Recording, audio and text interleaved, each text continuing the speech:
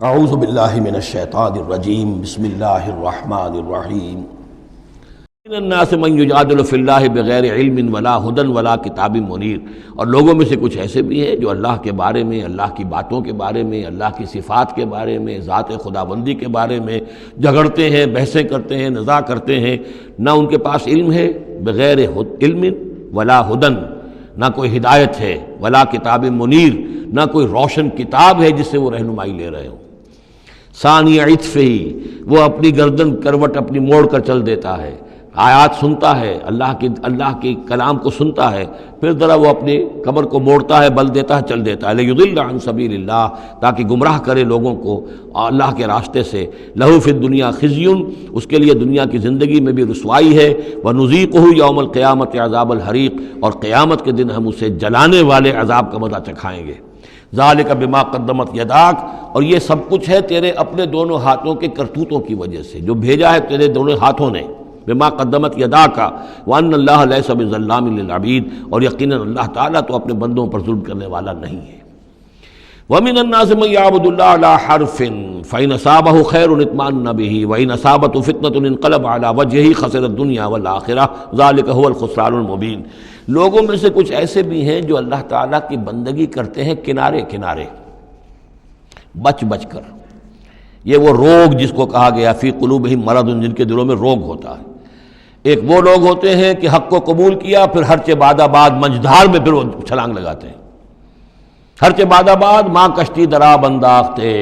ہم نے حق کو قبول کیا، اس کشتی کو ہم نے پانی میں ڈال دیا ہے، اب یہ کشتی تیرے گی تو ہم تیریں گے، یہ ڈوبتی ہے تو ہم ڈوبنے کے لیے تیار ہیں۔ ایک وہ ہے جو چاہتے بھی ہیں حق کے ساتھ چلنا، لیکن کنارے کنارے گہرے پانی میں نہیں جانا چاہتے، خطرات مول نہیں لینا چاہتے، اپنے لیے جان اور مال جو ہے اس کو بچا بچا کر، جو اقبال نے کہا تو بچا بچا کے نہ رکھ اسے، تیرا آئینہ ہے وہ آئینہ کہ شکست ہو تو عزیز تر ہے نگاہ آئینہ ساز میں۔ لیکن یہ کچھ لوگ بچ بچ کر چلنا چاہتے ہیں، کوئی گردن نہ پہنچ جائے، کوئی نقصان نہ ہو جائے، کوئی ہمیں قربانی نہ دینی پڑے۔ وَمِنَ النَّاسِ مَن يَعْبُدُ اللَّهَ عَلَىٰ حَرْفٍ، کنارے ساتھ، فَإِنْ أَصَابَهُ خَيْرٌ اطْمَأَنَّ بِهِ، اگر خیر آئے تو مطمئن رہیں گے، وَإِنْ أَصَابَتْهُ الْفِتْنَةُ انقلب عَلَىٰ وَجْهِهِ، اور اگر کوئی فتنہ آ گیا، آزمائش آ گئی، کوئی قربانی کا وقت آ گیا، پکار آ گئی، نکلو اللہ کی راہ میں اور لاؤ اللہ کی راہ میں، تو وہ اپنے چہروں کے بل اوندھے گر جاتے ہیں۔ خسرت دنیا والآخرہ، یہ خسارہ ہے، یہ گھاٹا ہے، یہ نقصان ہے دنیا اور آخرت دونوں کا۔ ذالک هو الخسران المبین، اور یہ بہت ہی نمایاں اور واضح تباہی ہے۔ ایک میں بات عرض کرنی رہ گئی ہے کہ سورہ حج کے بارے میں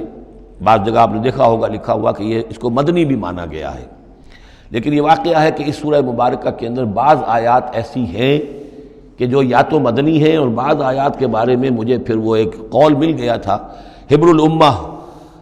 حضرت عبداللہ ابن عباس رضی اللہ تعالی عنہما کا، وہ میں بعد میں انشاءاللہ وہ کل ہم پڑھیں گے۔ وہ آیات نازل ہوئی ہیں اثناء سفر ہجرت میں۔ ظاہر بات ہے کہ جب حضور مکے سے نکل آئے ہیں اور جا رہے ہیں تو کتنے دن لگے ہیں، کوئی وہ چند گھنٹے کا، 1 گھنٹے کی فلائٹ تو نہیں تھی کہ جو ہوائی جہاز سے آپ چلے گئے ہوں، آدھے گھنٹے کی فلائٹ ہے کل نہیں، لیکن یہ کوئی وقت لگا۔ اس میں بھی جو آیات نازل ہوئی ہیں، اور اس صورت میں کئی آیات ایسی ہیں کہ جن کی بڑی گہری مشابہت آپ کو مل جائے گی سورہ بقرہ کی آیات کے ساتھ۔ چنانچہ شہادت علی الناس والی آیت بھی اس صورت میں بھی ہے، سورہ بقرہ میں بھی ہے، لیکون الرسول شہیدا علیکم وتکونوا شہداء علی الناس، یہ آپ کو سورہ حج کے آخر میں ملے گی۔ جہاد کا لفظ بھی اس صورت مبارکہ میں ملے گا۔ یہ آیت بھی آپ غور کریں گے تو سورہ بقرہ کے دوسرے رکوع میں جو مثال آئی تھی، منافقین کا حال یہ ہے، او کصیب من السماء فیہ ظلمات ورعد وبرق یجعلون اصابعهم فی آذانہم من الصواعق حذر الموت واللہ محیط بالکافرین۔ تو یہ جب بجلی جب چمکتی ہے، کوئی روشنی نظر آتی ہے، چل پھر لیتے ہیں، لیکن اس کے بعد پھر جیسے ہی اندھیرا ہوتا ہے کھڑے رہ جاتے ہیں۔ تو بالکل وہی کیفیت ہے کہ جب ذرا حالات صحیح ہوئے، نارمل ہوئے، کوئی خطرہ نہیں، کوئی اندیشہ نہیں، کوئی مطالبہ نہیں، کوئی جنگ کی مہم جو ہے پیش نظر نہیں ہے، تو وہ بڑے چلت پھر دکھا رہے ہیں، حضور کے پاس آ رہے ہیں، باتیں کر رہے ہیں، وہ ہے کہ وہ بھی اہل ایمان کے ساتھ ہیں۔ لیکن جب ذرا مشکل وقت آیا، اوندھے منہ گر پڑے۔ وَمِنَ النَّاسِ، اللہ تعالی ہمیں اس سے بچائے، اور دین اور ایمان کے ساتھ اور اللہ کے دین کو قائم کرنے کی جد و جہد میں مخلصانہ اور ہمہ تن ہمہ وجوہ اپنے آپ کو جھونک دینے کی ہمت عطا فرمائے۔ وَمِنَ النَّاسِ مَن يَعْبُدُ اللَّهَ عَلَىٰ حَرْفٍ فَإِنْ أَصَابَهُ خَيْرٌ اطْمَأَنَّ بِهِ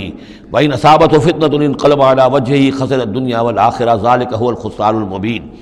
یدعو من دون اللہ ما لا یضرہ وما لا ینفعہ، یہ پکارتا ہے اللہ کے سوا ان کو جو نہ اسے کوئی ضرر پہنچا سکتی ہے نہ نفع، ذالک هو الضلال البعید، یہی ہے بہت ہی گمراہی، دور کی گمراہی۔ یدعو لمن ضرہ اقرب من نفعہ، وہ پکارتا ہے اللہ کو، اس کو کہ جس کا ضرر جو ہے وہ اس کے نفع سے قریب تر ہے۔ اللہ کے سوا کسی کو پکارو گے تو نفع تو کوئی ہے نہیں، لیکن ضرر تو پہنچ گیا۔ لبیس المولا و لبیس العشیر، بہت ہی برا ہے وہ دوست اور بہت ہی برا ہے رفیق۔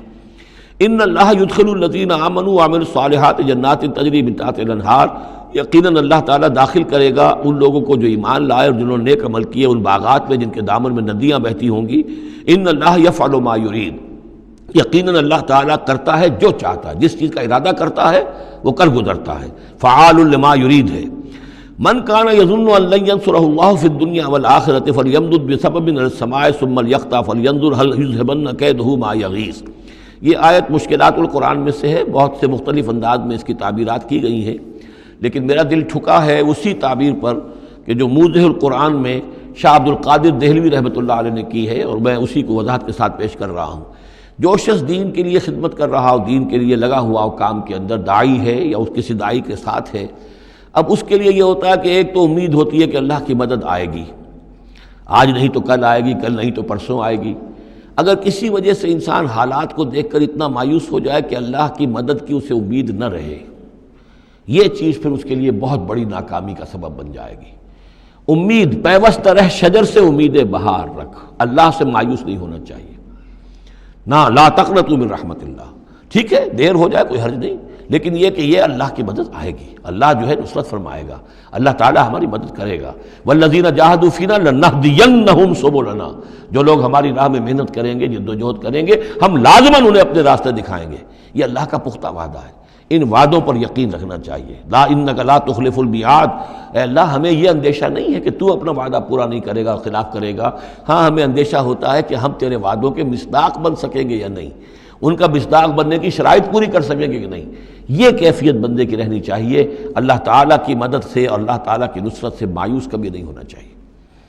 تو اس کی ایک مثال دی ہے کہ اگر کوئی شخص کسی رسی کے ساتھ کہیں اوپر سے ایک رسی ہے اس کو اس نے پکڑا ہوا ہے، تو تب تک تو یہ کہ تھاما ہوا ہے، یہ اللہ تعالیٰ کے ساتھ ہے نا، حبل اللہ حبل اللہ، یہ قرآن جو ہے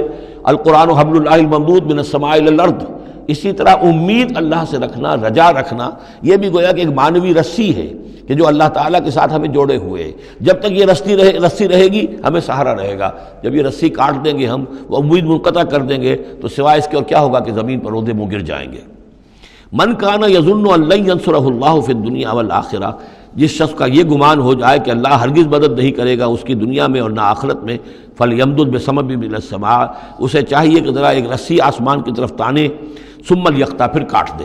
اسے توڑ دے، فلینظر هل یذهبن کیدہ ما یغیظ، پھر دیکھے کہ اس سے اس کا جو غصہ ہے اندر کا، اس میں جو مایوسی کی آگ جل رہی ہے